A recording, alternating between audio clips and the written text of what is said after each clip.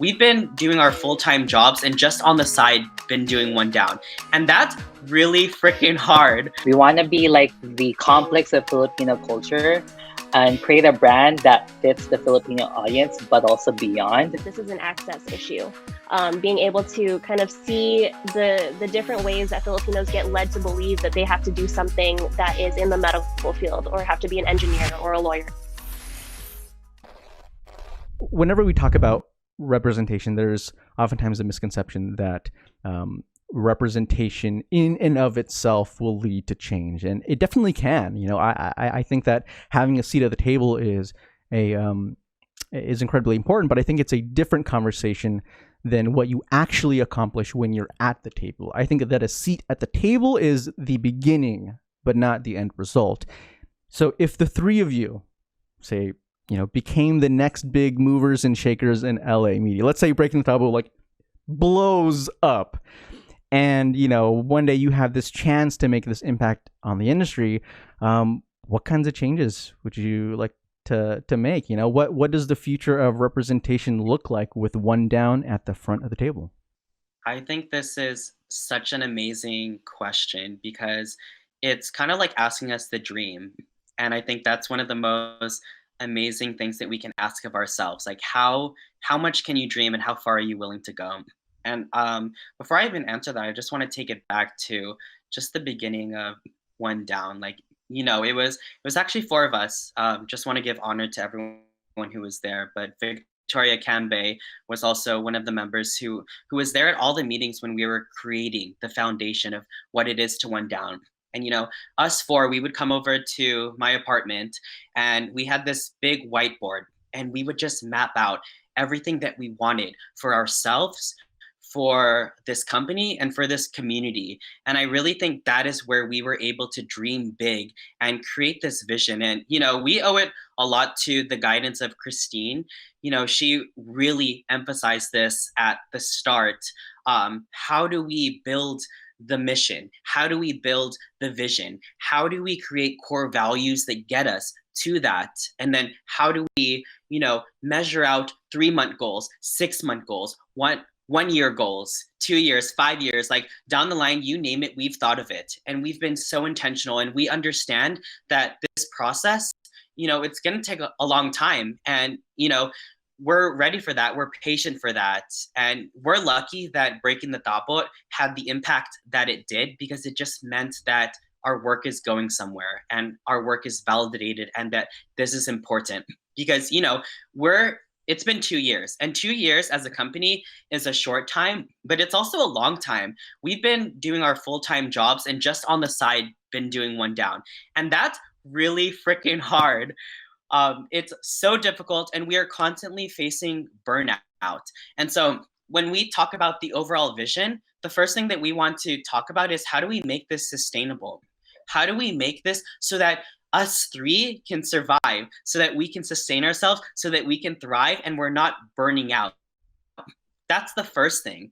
And then I guess I've mentioned this before, but I want to be in this movie theater way past COVID and social distancing and all that things. I want to be in this movie theater watching this Filipino film and then being able to have a conversation about it without it being labeled as Filipino or ethnic, but just being this amazing story that gets to be told for this wide, diverse advertisement. And for me, myself, I want to be able to tell those stories. I want to be a director, being able to work on films, being able to tell these stories, our stories, and so that really is the long-term vision that we're slowly building. But I really just want to bring it back to, this was intentional from the very start. And anyone who's watching that wants to see what our mission, vision, and core values are, they can go to our website, because we are so proud of this community that we are trying to build. And yeah, that's kind of One Down. That's exciting. I can only imagine. It's like, when you're working on something for such a long time, and then you finally have that one piece that, echoes and reverberates your message, and people resonate with it. It just, especially as, sort of going back to what we were saying in the very beginning, how, all four of us really have gone through this back and forth dance of what our parents want, what's practical, what we want, our passion, blah, blah, blah, blah. And then finding like that middle ground that sort of strikes that perfect balance between what we can do, what we're gifted at doing, and also what we want to do. And I think, it's nice to have these projects that really validate and let you know, like, wow, the people agree with me that I am on this right path, that what we are doing is good work. And then it energizes you for that future. So I'm obviously you all have, know what's going on for the next several years in advance, but I'm super curious to see what's going to happen. Kristine, let's go hear from you. Yeah, no, I'm really glad that Leo brought up the point about sustainability and the fact that we do go through burnout routinely. Yes, but I think that is the one thing that it's the key word in setting out to do something like this. If we're going to do this, we might as well go big or go home, right? We might as well set a course for future generations to be able to do this. And in order to do that, I think this is where my political side kind of comes into play. Part of doing that is understanding that this is an access issue. Being able to kind of see the different ways that Filipinos get led to believe that they have to do something that is in the medical field or have to be an engineer or a lawyer. So long term, what this looks like is building programs and internships that will then enable younger folks to be able to pursue this field across the different roles that exist in production. There are so many different roles in production, and I think a lot of the lack of visibility and how that's done also leads people to kind of shy away from getting their toes wet into this industry, right? Dipping their toes into this industry. So just being able to create visibility for how one can even start to do this. And really doing the outreach and looking into the community and seeing, who are the talented young folk that might actually be really good at producing content that our people can relate to. And I think a lot of it comes down to that question of, how do we fund ourselves? How do we make sure that can come to life? Because like my current day job right now, I work for a lobbying firm, and part of our goals is to get small businesses that are run by people of color, that are legacy businesses, that are super competent, that don't have a foot in the door with big developers or other corporations, getting them into that conversation, getting them in the room so that they can start to do the work that they're good at. Being able to see that and understand that process is something that I kind of want to carry over here and say, how do we get our people in the door? How do we, or do we just build the room that the door leads to, should we just be the funding source? How do we get the funds to create that foundation? So right now, I guess while we're building this vision of a self-sustaining community, we're actually tackling that question, like, what does self-sustaining mean? Do we continue to try to secure funds from other bigger companies that are kind of in line with what we do, or do we create that funding pool ourselves? And I think that that's something that we need to address moving forward, is how are we going to ensure that what we're creating is protected, by our or the vision that we're making, that it's protected and that we are able to continue to do the work that we want to do without, event like someday someone coming in and taking over and saying, you can't do this anymore, or like changing the aesthetic completely or the purpose completely. We want to be able to stick to our roots and the purpose of this, which is to enable and empower the people that come after us. So that is kind of the critical dialogue moving forward, is how do we continue to make that happen? And you're navigating such a intricate maze, especially since media is a landscape where more is more, and oftentimes the companies that win are the ones that have these huge budgets and have all this access, and trying to find a method that's sustainable, not just in terms of the creative, but in terms of you all, like in terms of not burning out, in terms of like what will allow us to have these deep, meaningful conversations without losing out in the quality and the authenticity, and being able to like strike that balance is such a really difficult thing. But I'm so excited for you all, because again, as someone who got into the creative field and wanted to get into marketing and advertising, sometimes you look at the field and you're like, God damn, look at all these companies. Everyone looks white. how do I get on that table, and for a lot of us, it's like we don't have the right connections, or we're not related to the CEO or whatever. And so you creating these inroads is going to have a huge impact on people in the future trying to get into this space. And I don't think people realize, like, the fact that you exist is a huge deal. Even if someone is just like, hey, one down, just letting you know I like your stuff, maybe we'll work together, whatever. Like, that in and of itself is empowering, because to see that someone is there where you are trying to go means that there is a path that has already been carved, and that maybe, in the next 5 years, the next kids who are going to start their one down, they're going to come to you and ask for help.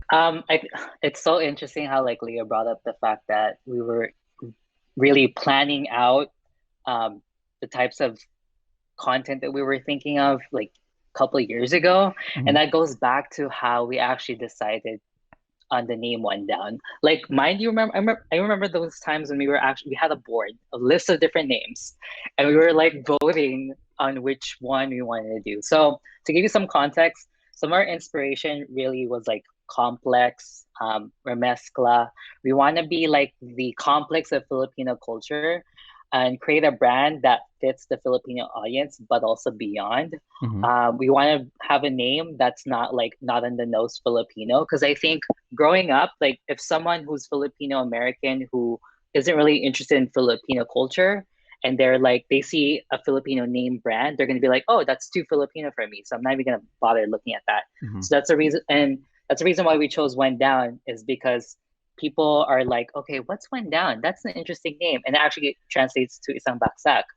Um, but we've been obviously intentional about our branding and marketing from the start, and we've made sure that our logos, our branding is very transferable for everything that we put it on. So, like, whether that's on videos, whether that's like on articles, or on social, etc.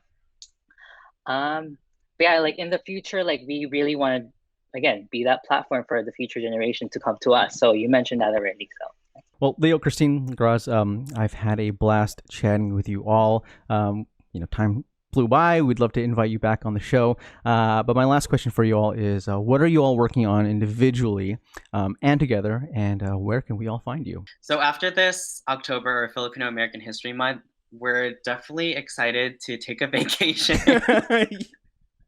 This really has, I'm not even joking, this month has taken a huge toll on us, like physically and mentally. I went a full week where I only slept 2 hours per night because, like, we had deadlines that we had to meet. Like, Kristine mentioned it, the gala that we were working on also coincided with the first episode of Breaking the Tabo. So everything just landed into this small, piece of time. But if we let up, none of this would happen, And so we really kind of like buckled down and we just pushed through. So I think the first thing that we're excited for is just to take a break.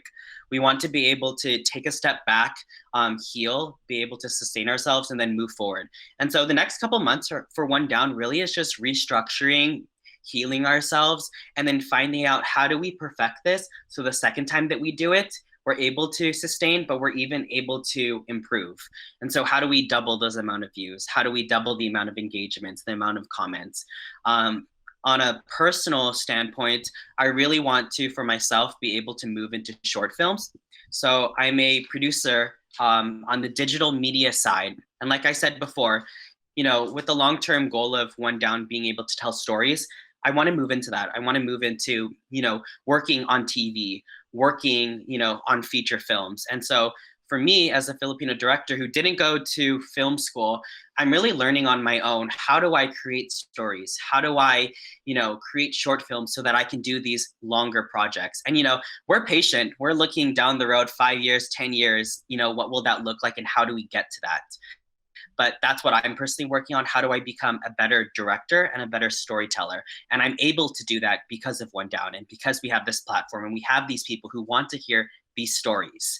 But yeah, I mean, if you want to follow me I'm on Instagram at Leo Albea, just my name, or Facebook, or anything of the sort. And if you want to follow One Down, our website is one-down.com, and our Facebook and Instagram is One Down Media without the O. So it's 1DWN Media. But that's us. Yeah, I'm looking forward to improving our infrastructure, improving our workflows as a team, kind of understanding and being able to pinpoint where the problem areas were. I think it was good to have. It wasn't good for Leo, and I thank him so much for pushing those long hours throughout that whole week, because that's insane. And just being able to avoid situations like that. You know, when you're in a high pressure situation like that, you are met with all these different challenges that kind of show you where the cracks are in your foundation, right? And so just being able to patch those up and address those so that those don't happen again down the line. And you know, I'm really looking forward to supporting Leo in producing these short films and being able to tell more in-depth stories about, you know, where we come from and the things that our people have been through. And I think that kind of ties back to what I'm working on personally. It's kind of perfect that Leo mentioned mental health, because for me, a lot of this journey and a lot of uncovering my Filipino identity has also been grappling with severe mental health issues that have kind of come down the pipeline from my father to me, kind of his experience. You know, I guess I'm gonna have to get more comfortable exposing this because it's part of like what I hope to kind of show people one day. But he's had a history of battling with alcoholism, and so that in turn has had a direct effect on me, and how I've grown up and how I've come to understand myself, my identity. It's posed a lot of questions, a lot of challenging questions that I've had to answer early on. And so you know, writing that story and being able to kind of share that, and to come from an honest place, but also do justice to his experience and where he's been and what he's had to deal with, and be able to tie that up all together. I'm not entirely sure what that looks like, but personally, that's kind of where I'm at, working through understanding my own journey. Because I think for so long, after kind of finding this community, becoming so invested in it, and understanding what it takes to build an organization that is focused on empowerment, I've kind of lost my own journey in the process, kind of being pulled in all these different directions and understanding all these different histories and stories. Now it's time for me to kind of look back at what I've had to go through and put that on paper and really process what that looks like. And then, you know, if that turns into one of Leo's short films one day, or like just, you know, a small spoken word piece or whatever, I just want to be able to share that with people. But yeah, you can find me on Instagram at Kristine_Ray__. So that's Kristine_RAE_RAE___.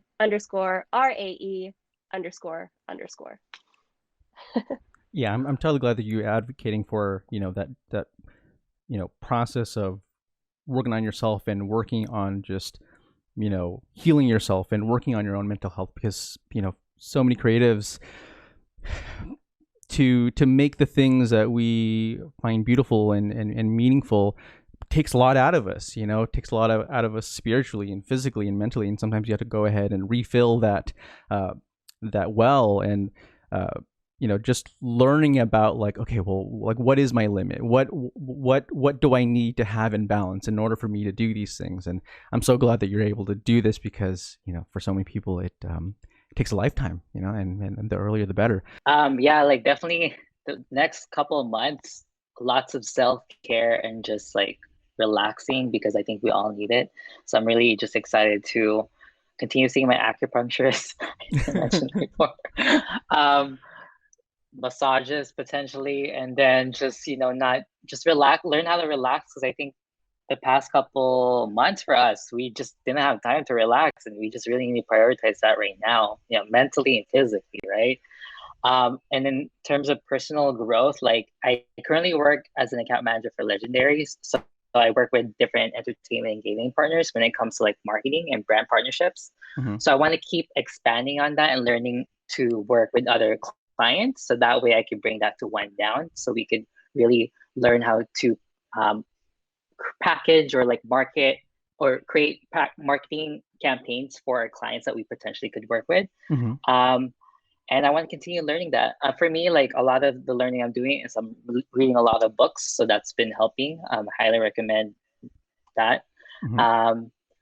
Yeah, I think learning more about working with partners, learning more about marketing, and really learning how to expand our audience, because I think our content, obviously our content um, reaches a lot of people, but I think in terms of other ways of how we could, reach a bigger audience in terms of marketing, that's something we would obviously explore. And also I'm handling the merch on our website, so that's something super exciting as well.